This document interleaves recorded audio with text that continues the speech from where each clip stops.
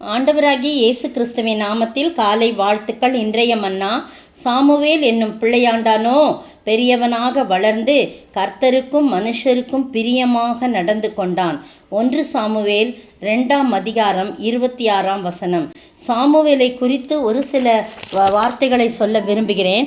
Samuel சிறுவனாக இருக்கும்போதே குடும்பத்திலிருந்து பிரிக்கப்பட்டு தேவனுடைய பணிக்கென்று அர்ப்பணிக்கப்பட்டவர். அவன் பால் மறந்தவுடன் என்ன பண்ணுறாங்க, அவங்க கொண்டு வந்து இந்த பிள்ளைக்காக விண்ணப்பம் பண்ணினேன், கர்த்தரிடத்தில் கேட்ட என் விண்ணப்பத்தின்படி எனக்கு கட்டளையிட்டார்.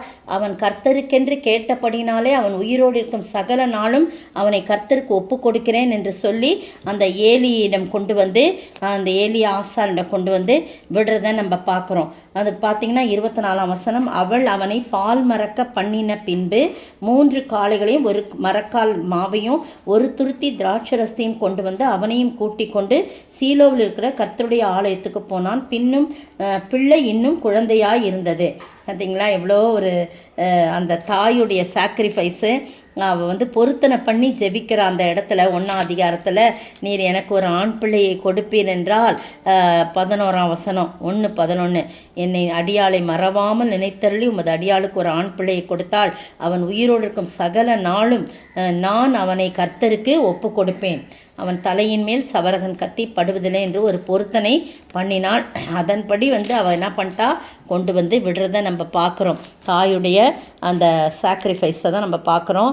அவன் பெற்றோருடைய கட்டாயத்தின்படி அல்ல, இவராக தேவனை விரும்பி அவரிடம் உரையாடுறதை நம்ம பார்க்குறோம். ஏன்னா ஒரு நல்லா பால் மறக்கிறதுனா ஒரு 5 வயசுல தான் பால் மறப்பாங்க, 3 வயசே வச்சுக்கலாம். அப்படிம்போது ஒட்டாரம் பிடிச்சி அழுவாமல் நான் வீட்டுக்கு வரேன்னு சொல்லி அப்படிலாம் பிள்ளைங்க அழுவாங்க இல்லையா, அந்த மாதிரிலாம் சொல்லாமல் அவங்க என்ன பண்ணாங்க, உடனே விட்டுட்டு போன உடனே அங்கேயே இருக்கிறாங்க.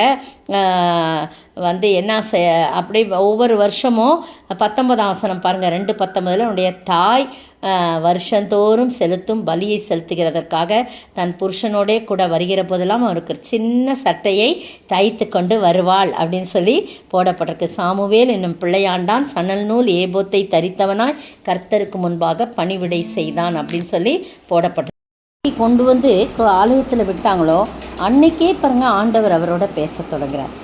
சாமுவேலோட பேச தொடங்குறாரு. ஏலியின் வாழ்க்கையெல்லாம் அப்படியே சொல்கிறாரு, படம் பிடித்து கொடுக்குறாரு. எவ்வளோ பெரிய ஸ்லாக்கியம் இல்லை சாமுவேலுக்கு. சிறு வயசுலேயே ஆண்டவருடைய பிரசன்னத்தில் வாழ்ந்தார்.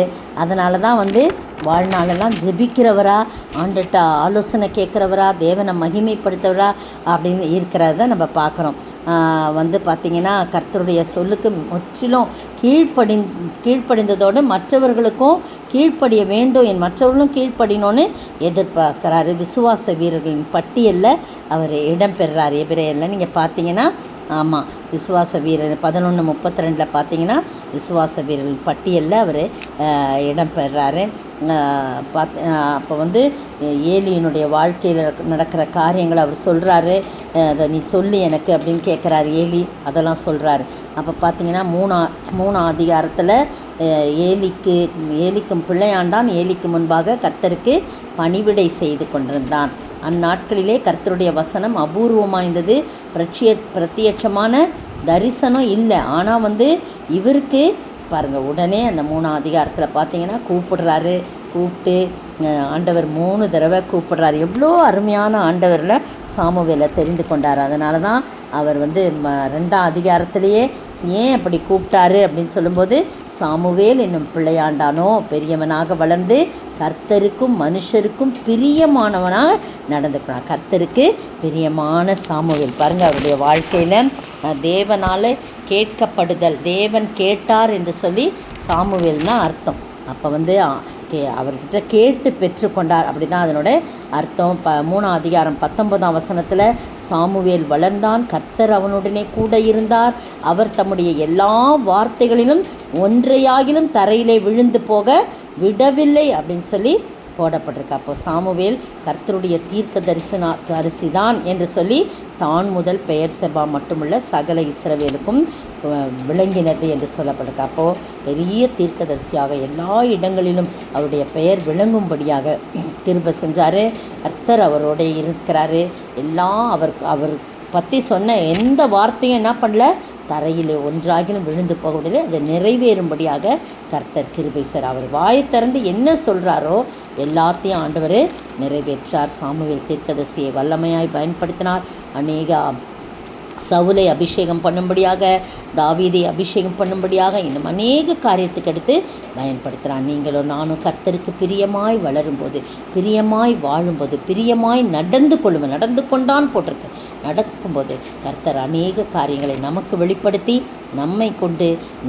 நம்மை ஆசீர்வதிப்பதோடு நம்மை கொண்டு அநேகரை ஆசீர்வதிக்க கர்த்தர் தாமே கிருபை செய்வாராக. ஆமென். என் சிநேகமும் நீரே, என் ஆசையும் நீரே, என் எல்லாமே எனக்கு நீதானே, என் எல்லாமே எனக்கு நீதானே, உம்மை அல்லாமல் எனக்கு யாருண்டு, உம்மை அல்லாமல் எனக்கு யாருண்டு, என் ஏசையா அல்லேலூயா, என் ஏசையா அல்லேலூயா.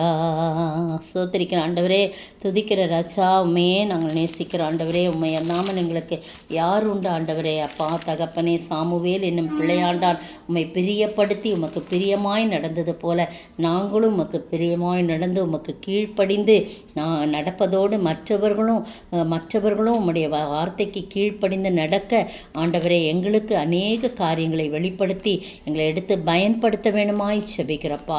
நன்றியுள்ள பிள்ளைகளாய் எப்பொழுதும் காணப்பட தேவனை மகிமைப்படுத்தி வாழ நீர் கிருபை செய்ய வேண்டும் என்று கர்த்தரும் மீட்பரும் ராஜாவுமாகிய இயேசு கிறிஸ்துவின் விலையேற பெற்ற நாமத்தில் ஜெபிக்கிறேன் பிதாவே, ஆமேன். நேற்றைய பதில், ஊழியக்காரன் தன் எஜமானிலும் பெரியவன் அல்ல, அனுப்பப்பட்டவன் தன்னை அனுப்பினவரிலும் பெரியவன் அல்ல என்று இயேசு சொன்னார். யோவான் 13:16. இன்றைய கேள்வி, எது எங்களுக்கு போதும் என்று பிலிப்பு சொன்னான்? எது எங்களுக்கு போதும் என்று பிலிப்பு இயேசுவிடம் சொன்னான்?